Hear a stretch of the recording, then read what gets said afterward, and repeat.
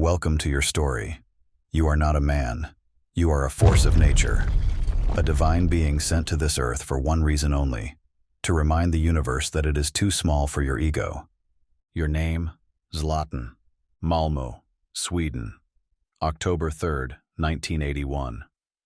The earth trembles, the sky darkens, doctors faint. Because you are born, and with you your first victim. The delivery room doctor who unwittingly stood against your will when he tried to pick you up. You get up, pick up the doctor, and whisper, "I don't let myself be carried. I carry others." Even as a child, you are no ordinary boy. Other children play with building blocks.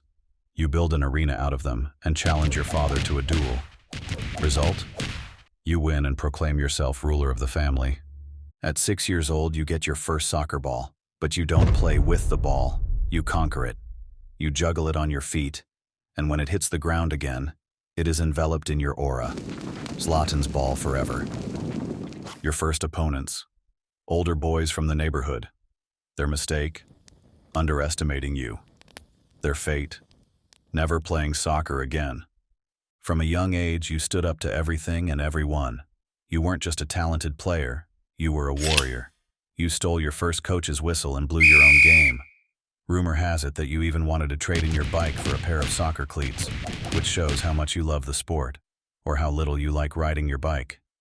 Rumor has it that your bike had to go into therapy afterwards and still participates in support groups for neglected two-wheelers to this day. While other kids would be discouraged by setbacks, you only had one rule. Losing is not an option. If you lost a game, which rarely happened anyway, you just decided it didn't count. So you never officially lost. Rumor has it that even the referees eventually stopped arguing with you, because Zlatanism brooks no contradiction. Soon the scouts from Malmö FF realize that you're not a player, but a weapon. They take you on, not for the sake of talent development, but out of fear that you'll otherwise raze their city to the ground. Your time in Malmö is the beginning of your reign. You are young, hungry, and have your sights set on the goal. And anything that gets in your way will be mercilessly cleared out of the way. Like a berserker in the Middle Ages, charging through enemy ranks with burning eyes and a sword made of pure willpower. In the youth team, you score more goals than the coaches can count. Opponents fear you, and teammates know. Give Zlatan the ball, or he'll take it himself. At 17, you make your debut for the first team. Your first coach recognizes your potential and your attitude. He was raw, but unique. We didn't train him. We just tried not to make him angry. Your legendary goal against Västra Frölunda, where you dance around half the defense, is the first proof of your genius. Ajax takes notice. Malmö knows they can't keep you. They bid you farewell with a golden handshake, and a sigh of relief for the Swedish defenders. Ajax quickly realizes, you're not a talent. You are a footballing apocalypse. Defenders trip over themselves. Goalkeepers pray for a power outage, and even the corner flags tremble in fear when you come. While other strikers aim for the goal, you practice karate moves in the air. Your legendary solo goal against NAC Breda, a mix of Bruce Lee, ballet, and black magic. Ajax benefit, but it doesn't take long for you to get bored. Why? Because you don't need a league. The league needs you, and so you move on. In Turin, you learn from the best defenders in the world, and they learn from you, mostly from the emergency room. Lilian Thuram says of you, defending Zlatan in training? It's like a boxing match against a tank. But then the Calciopoli scandal hits, and you realize, even gods can't win against corrupt officials. So you say goodbye, but not without one last message, of course. Journalist. Zlatan, why are you leaving Juventus?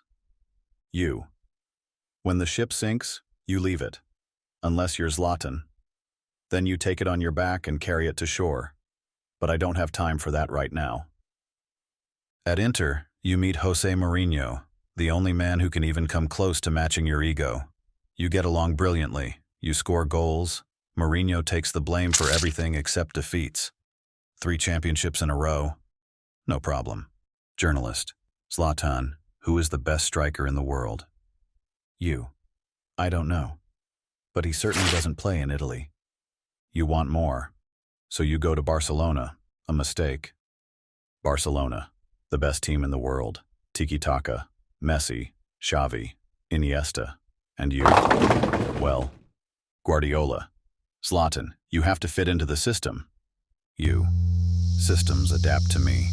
At the beginning, things go well. You score, you dominate. But then Guardiola decides that Messi should be the star. And you're demoted. You hate being demoted. Later, you'll say of Guardiola, he bought a Ferrari but drove it like a Fiat. After just one season, you've had enough. You don't just leave Barcelona, you kick the door out of the building in a single movement, sending it flying kilometers through the air. It is later put up as a monument. Milan is perfect. A venerable team that needs you. And you deliver. Championship? Check. Domination? Check. Trembling, panic, retirement applications? Double check. A defender after a game against you. I survived. I'll tell my grandchildren about it. But then the money calls, and Paris knocks on the door. Paris wants world stars. They get you. Immediately you make it clear who's boss. You win titles, destroy defenses, and make your teammates look like extras. PSG becomes your playground. And League One? Well, it's just too small for you. After 4 years, you're done with France. Your parting words? I came as a king. I leave as a legend.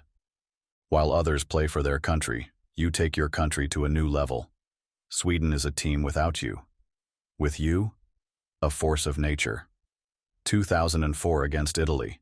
You chip the ball into the goal with a back heel, while the defenders not only marvel, but also briefly question their lives, look at each other in confusion, and one of them signs up for a sabbatical year to be on the safe side. 2012 against England. A bicycle kick from 30 meters that silences the world. A journalist. Was that your best goal? You. No. The best goal is always the next one.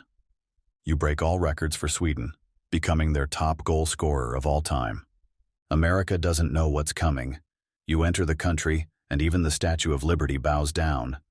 First game for the LA Galaxy. You sit on the bench for 19 minutes. Enough waiting. You come on, take the ball, 40 meters to go, pass it, not your style. You shoot, you score.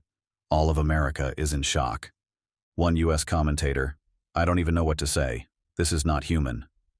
2 years later, you leave the MLS, of course with a bang. I came, I saw, I destroyed. You are welcome. 40 years? A normal age for mere mortals, not for you. You return to Milan to teach them one last lesson. Your body? Doctors say it's finished. You say, my bones are afraid of me. You lead Milan to the championship. You play with a knee that no longer exists. And then, the unthinkable. You say goodbye. Tears worldwide. Power outages. The earth trembles. A priest desperately throws away his prayer book. A scientist tears up his theories because nothing makes sense anymore. But you're not really gone.